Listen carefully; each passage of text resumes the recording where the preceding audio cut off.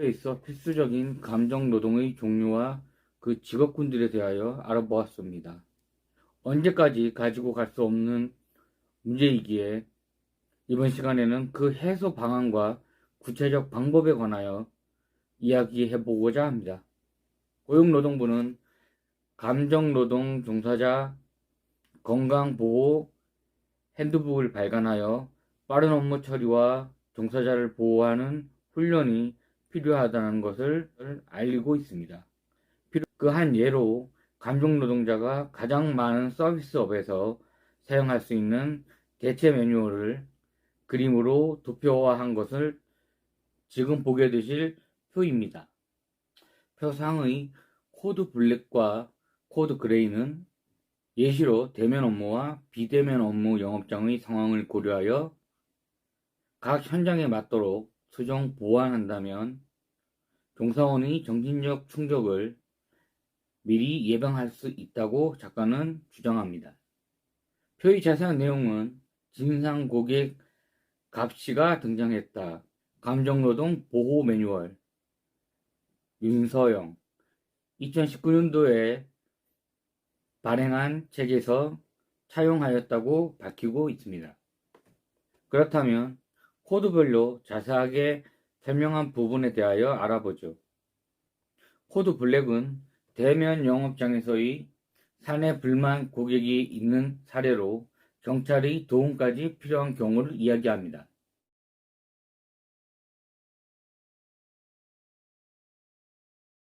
매뉴얼은 글자로 이루어져 있는 순서대로 이해하는데 매뉴얼을 도식화한 것이 프로세스 맵이라고 부른다고 합니다. 위의 매뉴얼의 내용을 프로세스 맵으로 도식화하면 다음과 같습니다. 코드 그레이를 코드 블랙과 같이 대면 영업장의 매뉴얼에 대하여 알아보겠습니다.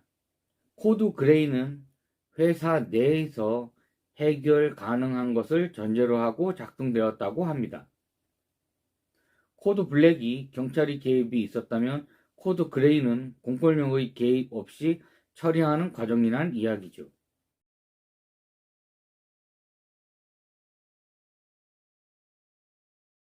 이런 사전 준비를 미리 갖춰 놓은 기업에서는 종사원의 감정 노동이 발생할 경우 모든 상황에 대비하고 있느냐와 같은 의미라고 보아도 무방할 것이라고 작가는 주장합니다. 기업에서 준비하는 과정이 이렇다면 감정 노동 해소 방안도 당연히 존재하여야겠죠. 감정 노동 해소는 스트레스 해소와 같다고 저는 생각합니다. 감정 소진, 즉 내 마음의 불편감을 편안하게 만드는 과정인 것이죠. 여러 방법들이 존재하겠으나 저자는 가장 대표적인 방법으로 살림치유, 심리치료, 마음챙김 세 가지를 제시합니다. 먼저 살림치유는 요즘은 질병이 발병된 이후 건강관리에 초점을 주던 과거와 달리 최근에는 건강한 상태를 유지하는 의미로 인식이 변화한 것에 대한 대표적 해결 방안이라고 할 수 있다고 합니다.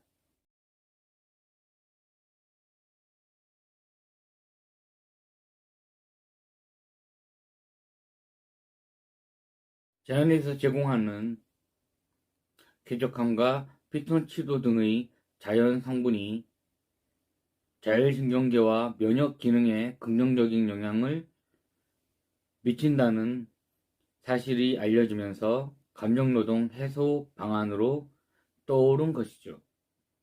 자연 중 살림은 마음치유에 이용하면 면역력이 강화되고 혈압이 완화되는 등 신체적 긍정적 효과가 나타난다고 합니다. 정서적 안정까지도 좋아진다고 하니 감정 해소 대안으로 제시되는 것은 당연한 것이라고 생각합니다. 청각, 후각, 시각, 후각 등 오감을 자극하여 인체 내의 자율신경계에 다양한 치유 효과를 준다는 것은 이미 과학적으로 입증되었다고 합니다. 심리치료 프로그램은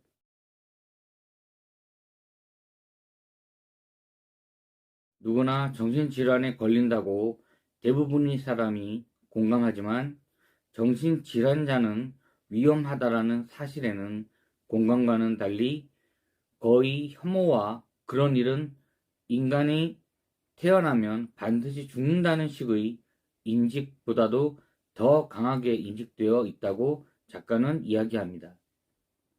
이런 사회적 편견은 최근의 조현병 환자에 의한 강력 사건으로 더욱 경고화되었으나 그런 인식에 대한 개선이 필요한 것도 사실입니다. 생명과 치안에 관한 경찰관, 소방관, 의료계, 법조인 등은 심리치료 프로그램에 다른 직군보다도 쉽게 접근할 수 있어야 한다고 생각합니다. 정신건강도 신체 건강과 같아서 조기에 치료하지 못하면 더 심해지는 경우가 일반적입니다. 그러나 부정적 주변의 인식과 시선으로 적절한 치료 시기를 놓치는 경우가 허다하다고 합니다. 특히 중립적, 부정적 감정 노동 직군의 이들이 주로 겪는 사례라고 합니다. 다음의 표는 경찰관에 관한 연구 요약입니다.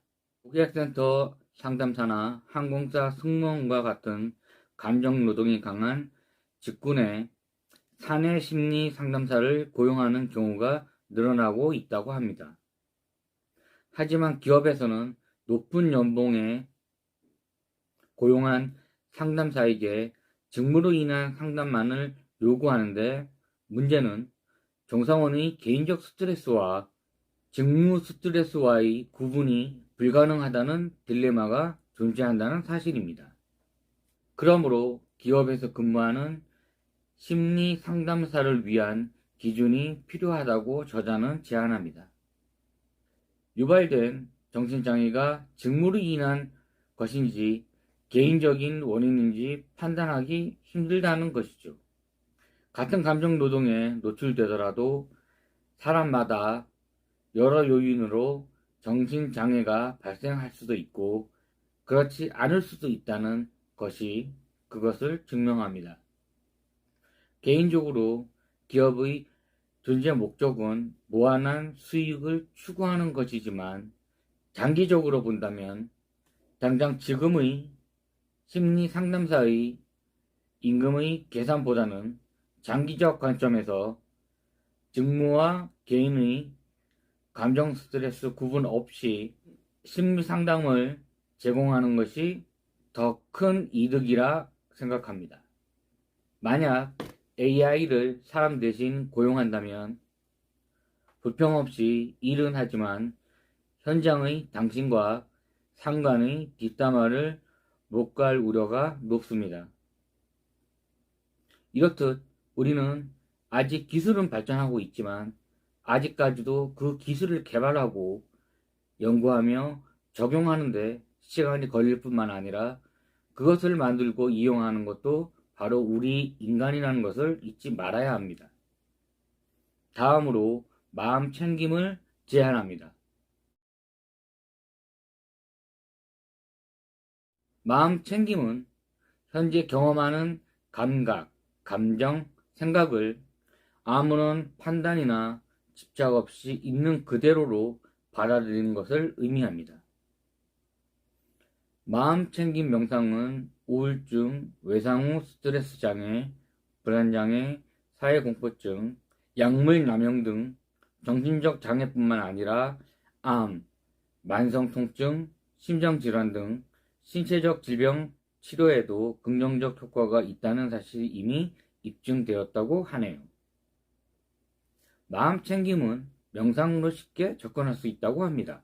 마음 챙김은 인간의 부정적인 생각과 신체 감각의 증상에 정서적으로 반응하며 계속 반추하는 습관적이며 자동적인 경향을 감소시켜 준다고 합니다. 작가는 모든 직업의 정신적 건강이 보호되어야 한다고 이야기합니다. 개인적으로 앞으로의 사회는 더욱더 복잡하고 생존을 위한 노동은 더 힘들어지며 감정 노동 또한 더욱더 힘든 상황 속으로 빠져들 것이라고 생각합니다. 감정 노동에 더욱더 잘 대처하여야 하는 이유는 간단합니다. 생존을 위한 가장 기본적 생계 수단에서 발생한다는 것입니다. 본디 인간이란 감정의 동물이기에 감정 노동에 대한 사회적 관심과 종사원의 인권에 관한 보호가 우선시되는 미래를 희망해 봅니다. 감사합니다.